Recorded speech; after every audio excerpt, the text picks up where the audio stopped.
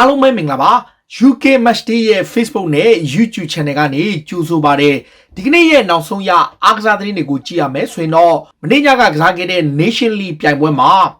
နမဲကျော် Superstar Cristiano Ronaldo က2ဂိုးသွင်းယူခဲ့ပြီးတော့သူ့ရဲ့ကစားမသက်တမ်းတစ်လျှောက်နိုင်ငံလေရွေးစဉ်အသင်းအတွက်ပွဲပေါင်း165ပွဲမှာသွင်းဂိုး100ပြည့်ပြီးတော့100တခိုးပါသွင်းခဲ့တယ် Ronaldo ကအဲ့ဒီပွဲမှာပထမပိုင်း44မိနစ်မှာရတဲ့ free kick ကိုသူလှလှပပခံသွင်းပြီးတော့သွင်းဂိုး100ပြည့်ကိုရယူခဲ့တယ်သွင်းဂိုး69ဂိုးကိုပြီးခဲ့တဲ့နိုဝင်ဘာလတည်းကရထားခဲ့တာပါအခုသွင်းဂိုး100ရခဲ့ပြီးတော့မှနောက်ပွဲပြီးကန်ဒီမှာနောက်ထပ်လှလှပပတကူထပ်သွင်းနိုင်ခဲ့လို့ Ronaldo ဟာပေါ်တူဂီလေရွေးစဉ်အသင်းအတွက်165ပွဲမှာ100တကူထိသွင်းနိုင်ခဲ့တာပါဒါဟာသူ့ရဲ့ကစားမတက်တန်းတစ်လျှောက်မှာလဲ free kick တွေအများကြီးသွင်းခဲ့တဲ့အထက်မှာ59ကြိမ်မြောက် free kick ရခဲ့တာပါ Ronaldo အတွက်တော့နောက်ထပ်စံချိန်တွေမှတ်တမ်းကောင်းတွေပိုင်ဆိုင်ခဲ့တာပါ1993ကနေ2006ခုနှစ်ထိနှစ်ပေါင်းများစွာကစားလာခဲ့တဲ့အီရန်ရဲ့နာမည်ကျော်တိုက်စစ်မှုအလီဒါကြီးတင်ထားတဲ့နိုင်ငံတကာပြိုင်ပွဲတွေမှာသွင်းဂိုးအများဆုံး109ဂိုးစံချိန်ကိုမိဖို့8ဂိုးပဲလိုတော့တယ် Ronaldo အတွက်35နှစ်အရွယ်မှာ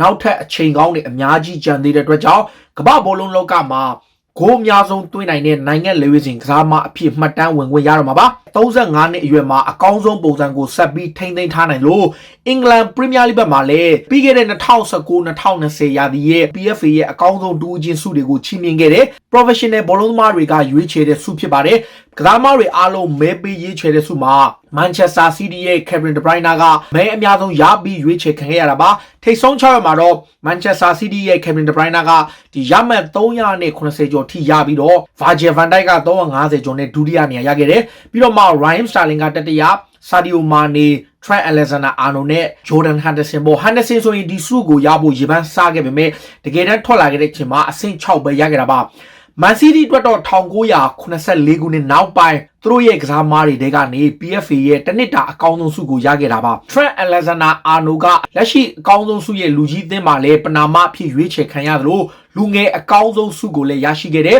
သူ့အတွက်တော့2000မှာ Steven Gerrard ရပြီးတဲ့နောက်ပိုင်း Liverpool ကစားမားတွေတဲကနေပထမဆုံးကျင်ရတာပါဒီ Chelsea မျိုးသမီးအသင်းရဲ့တိုက်စစ်မှုအင်္ဂလန်ကလည်းအကောင်းဆုံးအမျိုးသမီးဆုကိုရရှိခဲ့ပြီးတော့ Manchester United ရဲ့လူငယ်တိုက်စစ်မှု Marcus Rashford ကတနစ်တာအတွက်အကောင်းဆုံး charity လုပ်တဲ့ဆုကို PFA ကအထူးဆုဖြစ်ချီးမြှင့်ခဲ့တာပါ Marcus Rashford အတွက်လည်းမှတ်တိုင်ကူတစ်ခုရရှိခဲ့တာပါတနစ်တာရဲ့အကောင်းဆုံးဘောလုံးသမားဆုတွေကိုချီးမြှင့်ခဲ့အပြီးမှာသူတို့ပုံမှန်ချီးမြှင့်လေးရှိတဲ့တနစ်တာရဲ့အကောင်းဆုံးအသင်းကိုလည်းရွေးချယ်ခဲ့တယ်ဆိုတော့ဒီအသင်းကိုကြည့်တဲ့အခါမှာ 4-3-3 formation နဲ့ရွေးချယ်ထားတာမှာဂိုးသမားကတော့ Nick Pope ဖြစ်ပါတယ်ဘန်လီကဂိုးသမားကိုရွေးချယ်ထားတယ်ဘယ်တောင်ကမှာတော့ Andy Robertson ပြီးတော့မှ Virgil van Dijk ဆိုရင်ချူနဲ့ဟိုဘက်ကတော့ Trent Alexander-Arnold ဖြစ်ပါတယ်ကွင်းလယ်မှာတော့ Jordan Henderson က Liverpool Kevin De Bruyne နဲ့ David Silva ပါတယ်နှစ်ယောက်ဆုံးကတော့ Manchester City ကပါထောင်တိုက်စစ်မှုဖြစ် Jamie Vardy ကိုရွေးချယ်ပြီးတော့ဝင်းတစ်ဖက်မှာ Sadio Mane နဲ့ Pierre-Emerick Aubameyang တို့ကိုရွေးချယ်ပြီးတော့4-3-3နဲ့ရွေးချယ်ခဲ့တာပါပေးသက်တွေအနေနဲ့လည်းဘယ်သူတွေပါဝင်ခွင့်ရသင့်လဲဆိုတဲ့အကြောင်းလေးတွေကိုလည်းကွန်မန့်မှာဝင်ရောက်ပြီး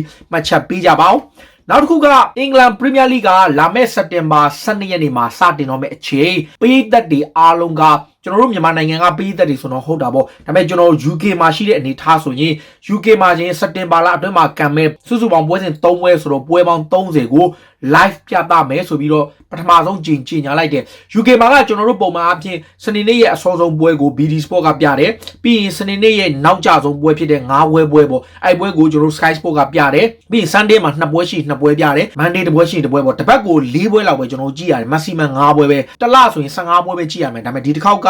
ဒီ Queen Bay ကျင်းပတဲ့အတွက်ကြောင့်ရုပ်သံကနေအများကြီးပြသတော့မယ်ဆိုတော့ BT Sport နဲ့ Sky Sport က28ပွဲပြပြီးတော့ဒီလက်ရှိမှာ Amazon Prime ကနေတပွဲနဲ့ BBC ကတပွဲ BBC ဆိုရင် Leicester City နဲ့ Burnley ပွဲထင်တယ်ပြင်သစ်ကလပ် Lyon အသင်းကတိုက်စစ်မှု Memphis Depay ကိုယူရို25သန်းတရားဝင်ဈေးသတ်မှတ်လိုက်ပြီးဘာစီလိုနာကလည်း DJ ပေးမယ်ကစားမရဲ့ agent ဖြစ်သူကလည်း confirm လုပ်ထားတယ်ကစားမကိုယ်တိုင်ကလည်းဘာစီလိုနာဆက်သွယ်ထားတာကို confirm လုပ်ထားတဲ့အခါမှာဒီပြောင်းရွှေ့ဟာအရန်ကို close ဖြစ်သွားပြီတစ်ဖက်ကလူရီဆိုတဲ့အပြောင်းရွှေ့ပြီးတာနဲ့ဒီပြောင်းရွှေ့ပြီးမှာပါ။ဘာကြောင့်လဲဆိုတော့ Memphis Depay က2021ခုနှစ်မှာစာချုပ်သက်တမ်းကုန်ဆုံးတော့မှာဖြစ်တဲ့ကြောင့်သူ့အတွက်အသင်းပြောင်းရတော့မယ့်အနေထားတစ်နှစ်ပဲကြံတော့တဲ့အခါမှာလီယွန်ကသူ့ကိုလွတ်ဆုံးချုံချင်းမပြုတ်အောင်လို့ရောင်းချဖို့ဆုံးဖြတ်လိုက်တာပါတစ်ချိန်တည်းမှာဘာဆိုနာဟာလီဗာပူးမှာလည်းအဲ့လိုပဲ Memphis Depay လိုပဲစာချုပ်သက်တမ်းကုန်ဆုံးတော့မယ့်ကွင်းလယ်ကစားမှာ Vinyl Down ကိုခေါ်ယူဖို့လုပ်တာဟာတဖြည်းဖြည်းနဲ့နီးစပ်လာပြီဒါပေမဲ့အခုဘွန်ဒရူးနဲ့မှာလီဗာပူးရဲ့နီးပြယာဂန်ကလော့ကိုတိုင်က final တန်နဲ့နောက်ဆုံးအကြိမ်တွေ့ဆုံဆွေးနွေးပြီးတော့သူ့ရဲ့အနာဂတ်နဲ့ဆုံးဖြတ်ချက်တစ်ခုကိုချပေးဖို့သူတောင်းဆိုထားတယ်ဆိုတော့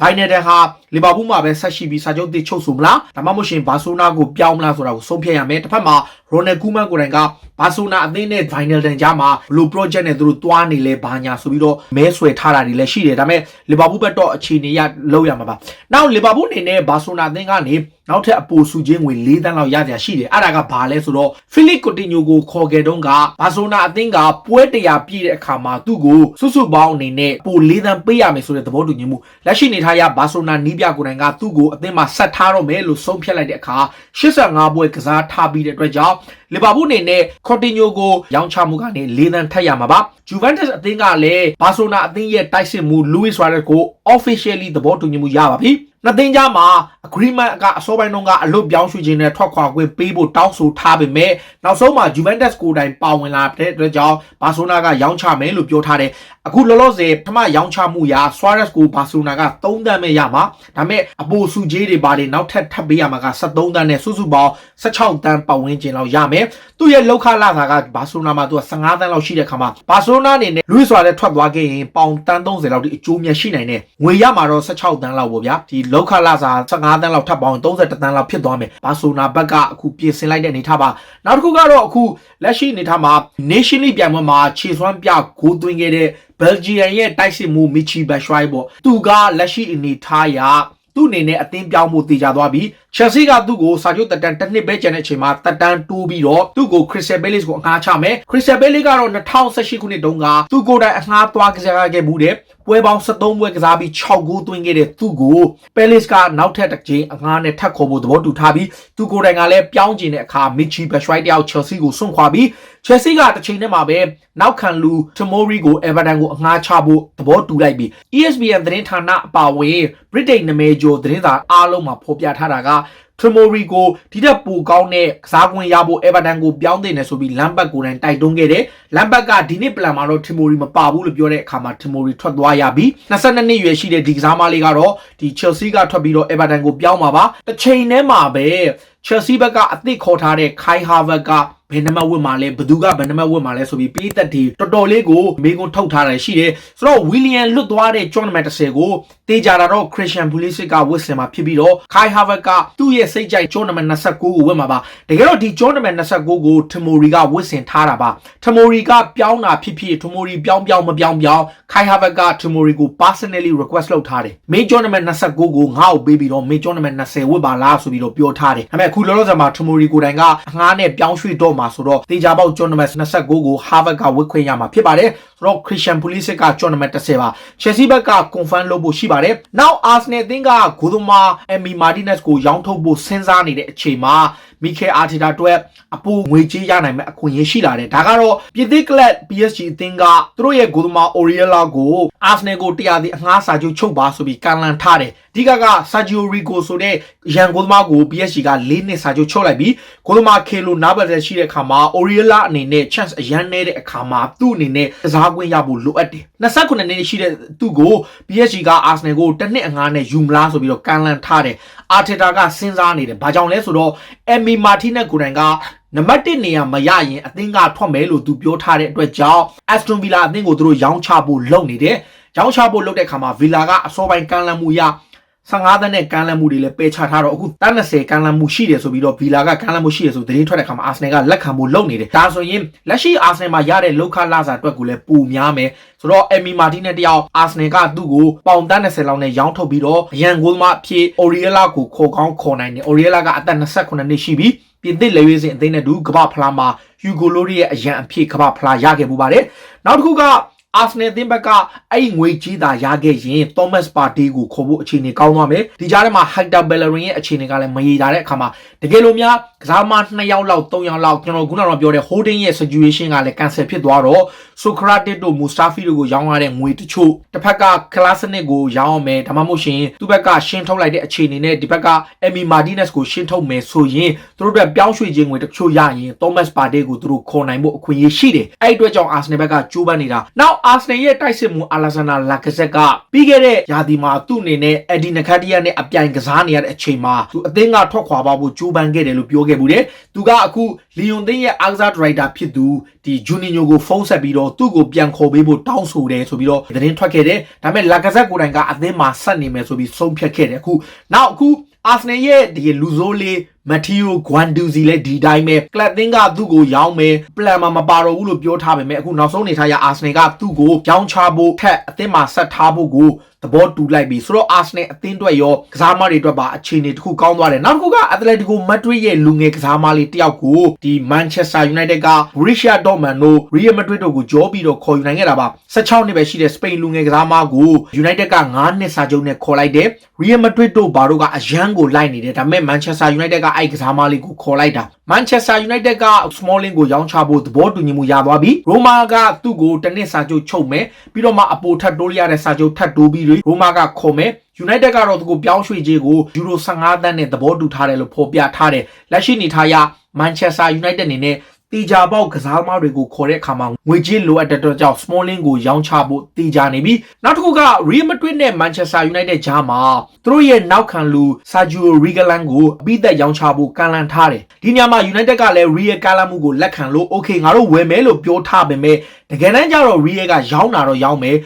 ပေါင်25သန်းနဲ့ပေါင်တန်း30ချာမှာရောင်းမယ်ဆိုပေမဲ့အဲ့ဒီရောင်းချမှုမှာ Real ဘက်ကသူတို့ပြန်ခေါ်လို့ရတဲ့ buyback clause လို့ခေါ်တဲ့စာချုပ်ကိုထည့်သွင်းခြင်းတယ်ဒါကို United ကသဘောမတူဘူးပြောချင်တာက Real ကအရင်တော့က Morata တို့ကစားမတော်တော်များများကိုသူတို့ကဒီလိုလုပ်ခဲ့တယ်ခြေသွမ်းပြန်ကောင်းလာရင်သူတို့ရှီကိုသူတို့ပြန်ခေါ်မယ်ပြောင်းရွှေ့ကြီးတချို့ကိုသူတို့သတ်မှတ်ပြင်ဗျာခု25သန်းဆိုပေမဲ့တန်း40ဖြစ်ဖြစ်45သန်းဖြစ်တခုခုသတ်မှတ်ပြီးတော့ပြန်ခေါ်ခြင်းမရတယ်ဒါပေမဲ့ United ကလုံးဝကိုလက်မခံဘူးဆိုတော့အဲ့ကြားမှာ United နဲ့ Real ကြားမှာညှိနေတော့မဲ့ Manchester United ကတော့တကယ်လို့ဒါ Real ကဒါကိုပဲဆက်လက်တောင်းဆိုမယ်ဆိုရင် Alex Telles ဘက်ကိုသူတို့ဆက်သွားဖို့ရှိတယ်Reguilon ကိုမေ့ထားလိုက်တော့မယ်ဆိုပြီးတော့ report တစ်ခုမှာတော့ဖော်ပြထားတယ် Leeds United အသင်းက Paris Saint-Germain အသင်းရဲ့ Julian Draxler ကိုခေါ်ဖို့လုပ်နေပြီ Draxler ဟာဒီ2019မှာနေမှာရောက်သွားတဲ့နှစ်ကလေးကနေ PSG ကိုရောက်နေတာဒါပေမဲ့ကန်ဆိုးစွာနဲ့သူ့အနေနဲ့လုံးဝကစားခွင့်မရဘဲနဲ့ခု26နှစ်ရှိပြီသူကိုယ်တိုင်အသင်းကထွက်ခွာဖို့ပြင်ဆင်တယ်လို့ PSG ကလည်းပေါင်တန်း30လောက်ရရင် Leeds ကိုရောင်းမယ် Leeds ကိုယ်တိုင်ကလည်းဖြည့်တင်းမှုတွေလုပ်တဲ့အခါမှာသူ့အနေနဲ့အပြောင်းလဲတွေဖြစ်နိုင်တယ်လို့ Marcelo Bielsa ရဲ့အသင်းကိုလည်းရောက်သွားနိုင်တယ် Manchester City ရဲ့နောက်ခံလူ John Stones ကဘလို့ပဲပြောင်းရွှေ့သတင်းတွေထွက်နေအသင်းမှာဆက်နေမယ်ဆိုပြီးသူဆုံးဖြတ်လိုက်တယ် City ဘက်ကသူ့ကိုရောင်းချမယ် Arsenal Chelsea ပါဝင်ကလပ်တော်တော်များများစိတ်ဝင်စားနေတယ်လို့ပြောထားပေမဲ့ John Stones ကသူ့အနေနဲ့ကလပ်အသင်းမှာပဲဆက်နေမယ်ဆိုပြီးဆုံးဖြတ်လိုက်တယ်နောက်တစ်ယောက်ကတော့အခု Manchester City ရဲ့နောက်ခံလူ Eric Garcia ပေါ့တက်တန်းတိုးဖို့ကသူတို့နံပါတ်1ဆိုပေမဲ့ကစားမကိုယ်တိုင်ကတက်တန်းမတိုးဖို့ဆုံးဖြတ်လိုက်တဲ့အခါမှာသူတို့ရောင်းတော့မယ်ဘာဆိုနာကပေါင်9.1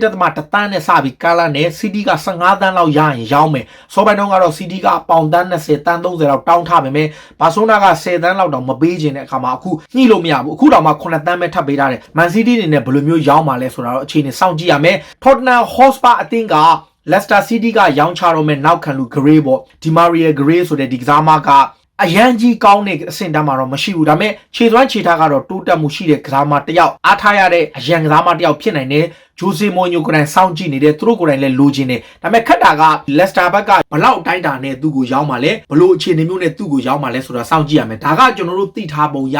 Leicester City ဘက်ကရောင်းထုတ်မယ်လို့ပြောထားပေမဲ့ Tottenham Hotspur ဘက်ကလည်းထိုက်တန်တဲ့ပြောင်းရွှေ့ကြီးပေးဖို့လိုတယ်။ Spa အနေနဲ့စောင့်ကြည့်ရမယ့်အနေအထားမျိုးနဲ့သူတို့အနေနဲ့ကြိုးပမ်းနေတယ်။ဒါပေမဲ့သေချာတော့ Spa ကကန်လန်မှုတစ်ခုကိုပြုလုပ်ထားပါတယ်။ CDE ကတိုက်စစ်မှုတယောက်ကို26တန်းနဲ့ကန်လန်ထားတာပါ။သူကတော့နာပိုလီသင်းရဲ့တိုက်စစ်မှုမီလစ်ပါ။မီလစ်ကိုသူတို့ခေါ်ခြင်းနဲ့စာချုပ်တက်တန်းက2021ခုနှစ်ပဲရှိတယ်။စောပိုင်းတုန်းကတော့ Juventus ကိုရောက်မယ်ဘာညာသတင်းထွက်ခဲ့ပေမဲ့ Luis Suarez ကို Juventus ကခေါ်နိုင်ပြီဖြစ်တဲ့အတွက်ကြောင့်မီလစ်ရဲ့အလားအလာမရေရာတဲ့ကြောင့် Tottenham Hotspur ကခေါ်ဖို့လုပ်တာပါ။သူက26တန်းရှိမှာပါ။အသက်ကလည်း25လောက်ပဲရှိတဲ့ခါမှာသူ့အနေနဲ့နောက်ထပ်အခွင့်အရေးတွေအများကြီးရှိနိုင်သေးတယ်။ဆိုတော့ Jose Mourinho ဘက်ကစိတ်ဝင်စားတဲ့အကြောင်းအရာပေါ့။ Now Real Madrid အသင်းကတော့အခုသူတို့အနေနဲ့ပြင်သစ်ကလပ် Rennes အသင်းက Camavinga ကိုသူတို့နည်းနည်းလေးစိုးရင်ရတယ် PSG ကခေါ်မယ်ပါမယ်ဆိုပြီးတရားဝင်သတင်းတွေထွက်တဲ့အခါမှာ Camavinga ကိုသူတို့အနေနဲ့အချို့သဘောတူညီမှုရဖို့အတွက်စပြီးတော့ချင်းကပ်မှုတွေပြုလုပ်နေတယ်စောပိုင်းတုန်းကတော့နောက်ရာသီမှာအဓိက target ထားပေမဲ့ပြင်သစ်မီဒီယာတွေမှာဖော်ပြထားတာက PSG က